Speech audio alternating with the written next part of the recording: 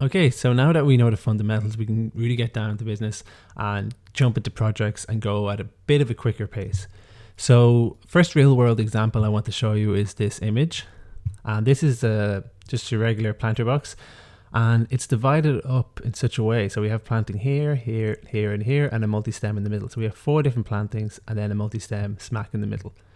So let's create this, and there's going to be multiple ways to create these planter boxes, but I'm going to show you 2 different ways, and you might be able to find your own way, maybe even a better way that you think suits you and what project you're doing.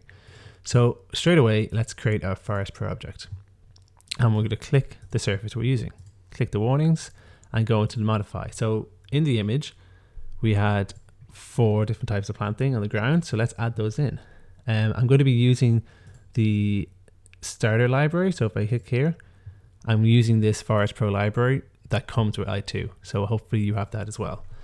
You're welcome to use any planting you have. So let's select these 2 and click load selected. Click yes, all the warnings. Okay, and then we're going to add in 2 more in the flowers and grass. Let's go this one and the water lily, and let's load those. Perfect. Now, not so perfect just yet. We need to change a few things. Go to display and change it to point cloud. And then we're going to go to distribution and we're going to change this to full.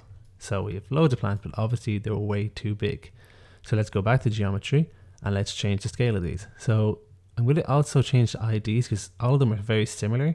So I'm going to go to this one and change some of the IDs to something different so we can really distinguish them. Let's go for green for this one, or purple, doesn't really matter. Or yeah, there we go. And then let's go to some type of yellow. Okay, so they're distinguishable enough. Now you can see that the red one is way too big. Let's grab it and then we're going to scale it down a good bit. Okay, same with this one. And we're just going to scale these down until they make a bit more sense, or in these cases, scale up. Okay, scale this up, and there we go. Now they just seem to be in random positions, which they are, but like we said, we want them to be in lines of each other and evenly spaced, probably like a meter each, because it's 4 meters long, divided into 4 is 1 meter each. So let's do that. Let's create some rectangles, and let's just draw it out here for the moment. So we know it's 4 meters here, and we know we want to do 1 meter. So that's going to divide evenly. So let's grab this, and go into the top view with isolation mode on. So grab this and move this up, and we're going to snap it into place. And then I'm going to lock selection and duplicate it 3 times. Okay, I'm going to grab these splines and put them in their correct folder. Layer. Now let's move this up. It doesn't matter at the moment where these are. So if I go back to if I unisolate, I'm going to go back to my objects and I'm going to start dividing these into this area. So let's do that. So we need to add the splines in. So we go to our areas, we turn off the surface. We don't want to use the surface, we're using the splines to populate. And I'm going to start adding in. So click here and start adding in all these splines. Okay, again though, they're still in random positions. So how do we change this? Well, we go to our rectangle and we tell it, oh, I only want a particular model in this area. So, okay, this model, I'm going to select, okay, and you see it's after populating just them. So now we can do that for individual splines. So select here, lilac. Again, okay, we go up, select models, pick water lily. Okay, and the last but not least, the white clover. And easy as that, we now have that scene, the planting box here. We don't have the multi-stem in the middle. I might do that at the end. It's not really important. So I'm going to just hit F9. And as you can see, we have the planting boxes. Now it's after clipping through here. So to stop that, we can go into our object and we can select these and we can go to edge mode. You can select edge mode for each one. And then we can hit F9 again. And that issue is resolved. Okay. Now, it's a bit barren. You can always increase the distribution. Or decrease in this case. And then you can hit F9 again. And you get something a bit better. But we get the idea. We can add the planting in that way. So now how is there another way to do it? You know, maybe you don't want that many splines. You know, you don't like the idea of having all these splines having to populate just this. You want it maybe a bit simpler. Well, what you can do is something that we did in the fundamentals is a distribution map. So let's grab this forest per object and let's duplicate it. Okay.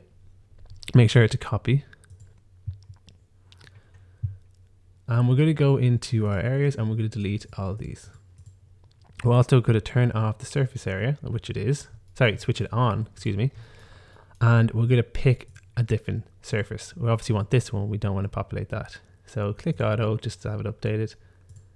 Get rid of this and add in this thing. So now we have that. So now we're going to use a map, a texture map, to tell it which plants to go where. So it's important to know these colors. So I'm going to take a screen grab. I'm going to grab these colors and it's copied into my clipboard. Go into Adobe. This is one I did earlier. I'm going to delete it and I'm going to paste this in. So important to know, this image, this new canvas I've done is 40 centimeters by 40 centimeters. When I created it, it added 0.1, probably because of the resolution. But the reason that is because we know it's 40 meters. So we're doing 40 centimeters because I can scale that up. So centimeters, millimeters, meters, it all works in ratios with each other. So now that we know that, I can go into my grids like this. So the way I created this was I went view, guides, new guide, and view, guides, new guide layout. And I just wanted 4 columns, divide these evenly because I know I have the correct size. And then what we're going to do is I'm going to create a new layer and we're just going to fill this in with these colors. So select here, marquee, fill it in, select this area, fill this in. Oh, obviously didn't pick the correct color. There you go. And then we're going to fill this in with the green and then the yellow for the very last one. Okay, perfect. So now that we have that done, I can delete the top one and I can save this out. So I'm going to click save and we're going to call this project 1 ID map. Okay, click save and we have our map. So let's go back to Max. And we need to go to distribution and we need to go down to diversity and we go match color ID on map. Select this and since it's nothing there, it's just going to pick the very first object here. Go back to distribution. So let's go down and click no map. Put a V-Ray bitmap in and select this. So we're going to click open and you can see it's working. And one thing you want to make sure of in our map, if you go, that's not this one, click OK. You want to make sure that this is set to the correct size. At the moment it's 1 meter by 1 meter, which it's not. You see we're getting 1, 2, 3, 4, 5, 6 of them. This is supposed to be, which we know, 4 meters by 4 meters. So now we get exactly what we want, which, you know, it looks a bit better than this.